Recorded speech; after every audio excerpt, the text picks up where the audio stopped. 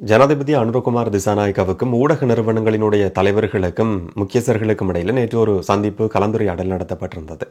இந்த கலந்துரையாடலில் ஜனாதிபதி அனுரகுமார் திசாநாயக்க சிரிச்சு கொண்டே சீரியஸான ஒரு எச்சரிக்கையை நேரடியாக விடுத்திருக்கிறார். இந்த சந்திப்பில் பேசப்பட்ட 5 மிக முக்கியமான விஷயங்களை பற்றி இந்த காணொலியில் விளக்கமா தெளிவாக பார்க்கலாம். ஜனாதிபதி ஊடக நிறுவனங்களுக்கு ஊடகங்களுக்கு விடுத்திருக்கிற எச்சரிக்கையை நாங்கள் எப்படி பார்க்க முடியும், என்னுடைய தனிப்பட்ட கருத்து என்னன்றதை பற்றியும் இந்த காணொலியில் உங்களோட பகிர்ந்து கொள்ளலாம்னு சொல்லி நினைக்கிறேன். விளக்கமாக பார்க்கலாம். வணக்கம், நான் பிரசாந்த் ராஜ். கடந்த நாட்களில் சர்ச்சையை ஏற்படுத்தின 5 மிக முக்கியமான விஷயங்கள் சம்பந்தமாக ஜனாதிபதி அனுரகுமார் திசாநாயக்க ஊடக நிறுவனங்களினுடைய முக்கியஸ்தர்களுக்கு தெளிவுபடுத்தியிருந்தார் என்று சொல்றதை விட சிரிச்சு கொண்டே கடும் துணியில சொல்லப்பட்ட விஷயமாகவும் இதை பார்க்க முடிஞ்சது.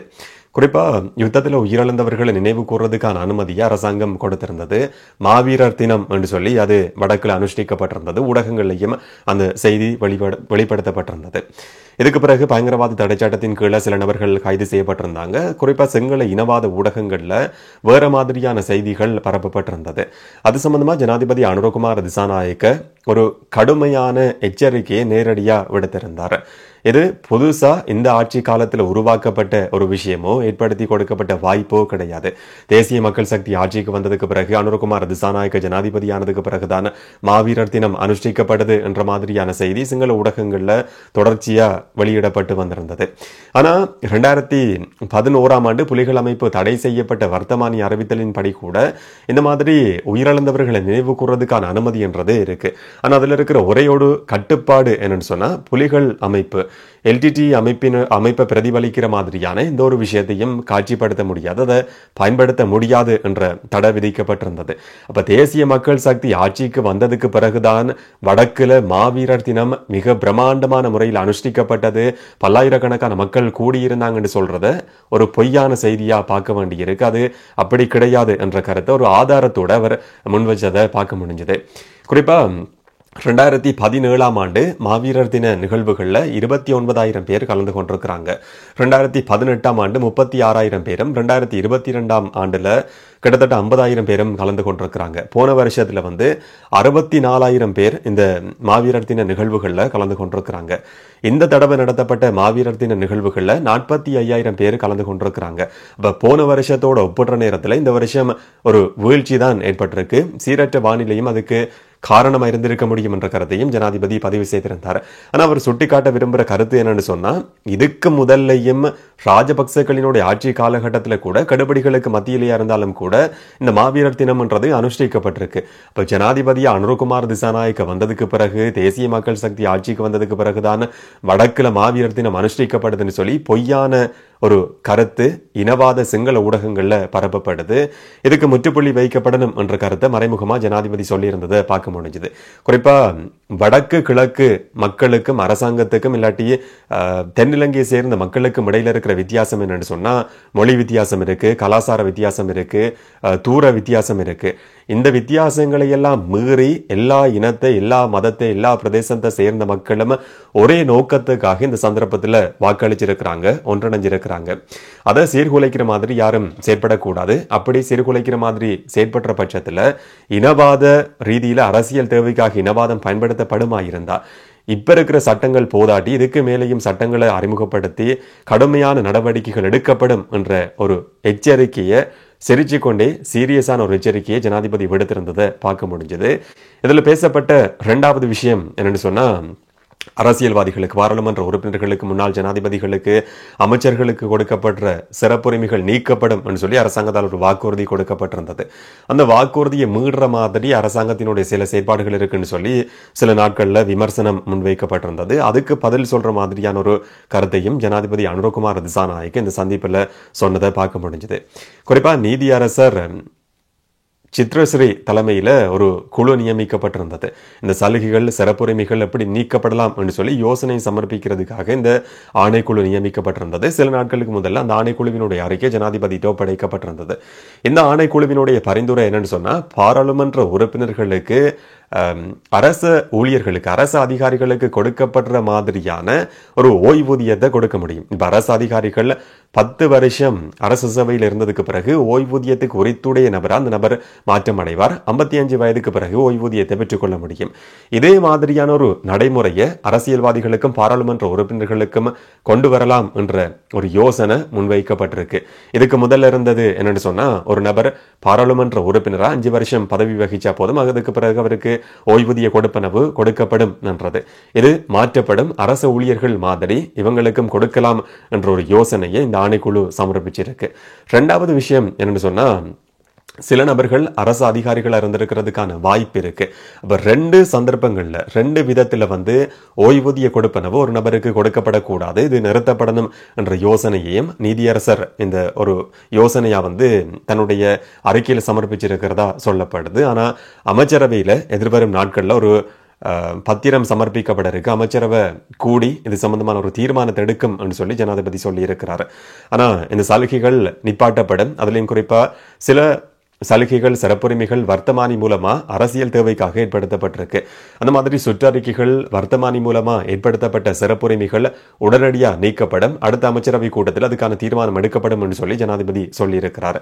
அடுத்தது சில சிறப்புரிமைகள் சட்டம் மூலமா ஏற்படுத்தி கொடுக்கப்பட்டிருக்கு. அரசியலமைப்பிலையும் முன்னாள் ஜனாதிபதிகளுக்கு சில சலுகைகள் இருக்கு.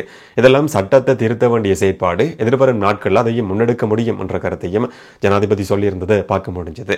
அரச சேவைக்கு அதிகமான சுமையை கொடுக்கிற மாதிரியான சில செயற்பாடுகள் கடந்த காலத்தில் முன்னெடுக்கப்பட்டிருக்கு.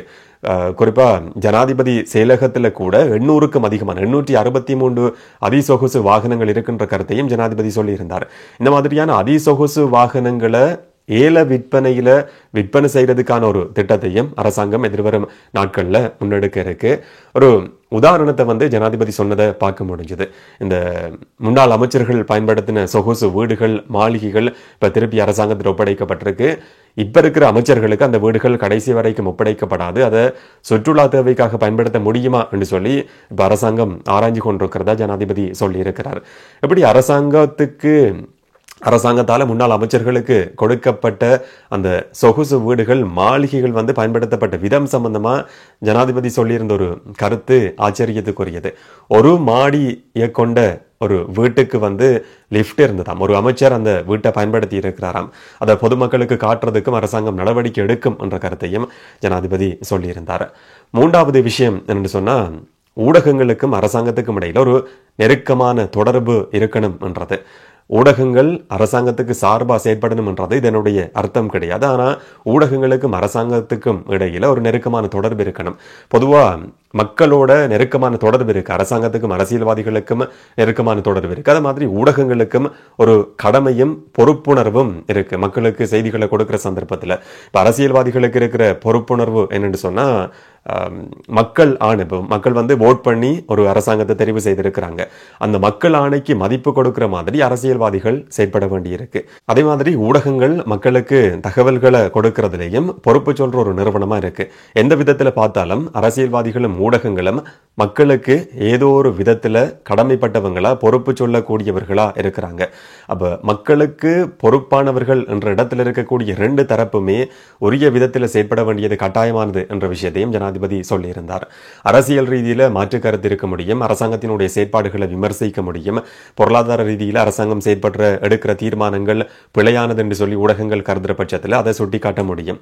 இதை தவிர பண மோசடி வீண்விரயம் சம்பந்தமான விஷயங்கள் அரசாங்கம் ஈடுபடுமா இருந்தால் அது மக்கள் ஆணைக்கு புறம்பானது. ஒரு அரசியல் கலாச்சார மாற்றம் தேவை, ஒரு சிஸ்டம் சேஞ்ச் தேவைன்றதுக்காக தான் மக்கள் ஓட் பண்ணி இந்த அரசாங்கத்தை தெரிவு செய்திருக்கிறாங்க.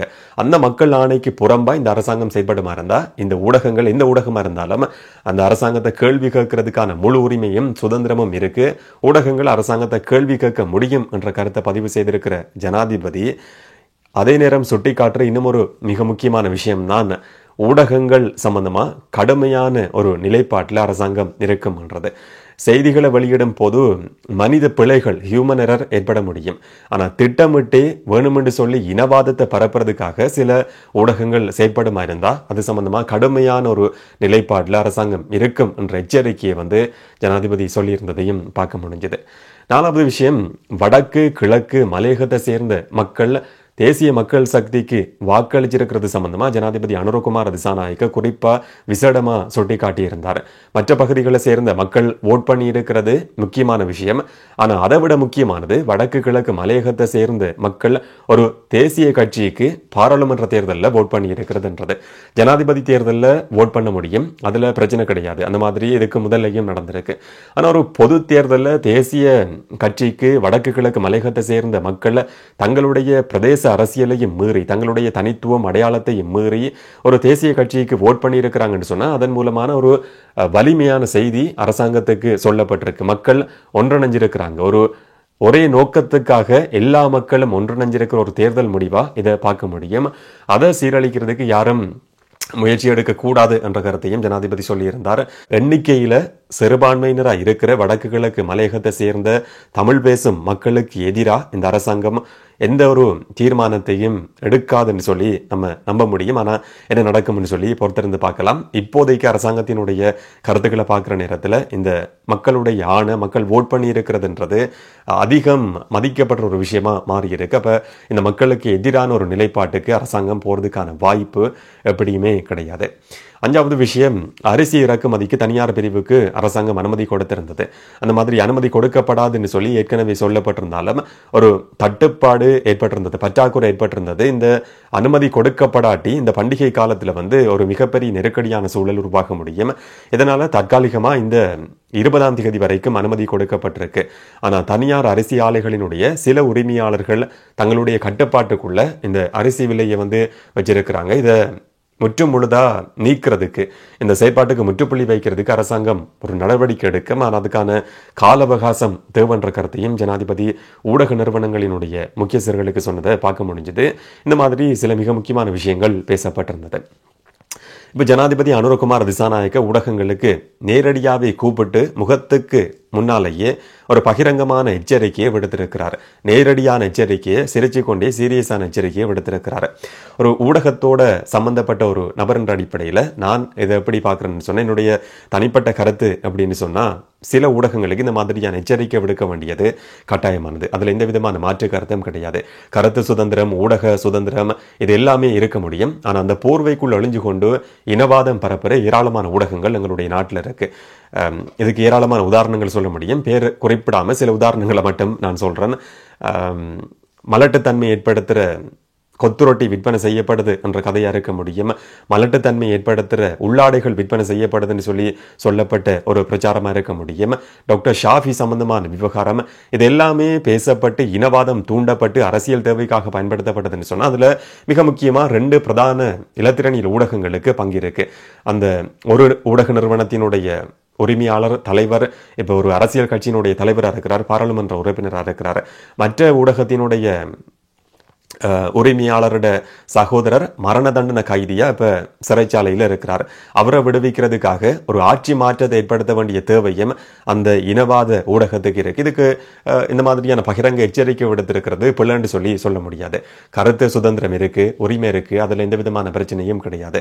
ஆனா அந்த போர்வைக்குள்ள ஒளிஞ்சு கொண்டு திரும்பவும் இனவாதத்தை கக்கிறதுக்கு இந்த சில ஊடகங்கள் இப்பவே சில செய்திகள் ஒளிபரப்புறதை பார்க்க முடியுது. நேரடியாக கூப்பிட்டு முகத்துக்கு முன்னுக்கு ஜனாதிபதி அனுரகுமார திசாநாயக்க பகிரங்கமான எச்சரிக்கையை விடுத்திருக்கிறார். இப்ப இருக்கிற சட்டங்கள் போதாட்டி இதுக்கு மேலேயும் புதுசா சட்டங்களை இயற்றி கடுமையான நடவடிக்கை எடுக்கப்படும், அரசாங்கம் ஒரு கடுமையான நிலைப்பாட்டில் இருக்கும் என்று சொல்ற எச்சரிக்கை விடுக்கப்பட்டிருக்கு. இது வரவேற்கப்பட வேண்டிய விஷயம், விமர்சிக்கப்பட வேண்டிய விஷயம் கிடையாது. இதை பற்றி உங்களுடைய கருத்து என்னன்றதை கமெண்ட்ல பதிவு செய்யுங்க. இன்னும் ஒரு காணொலியில் இன்னும் ஒரு தகவலோட சந்திக்கலாம். வணக்கம்.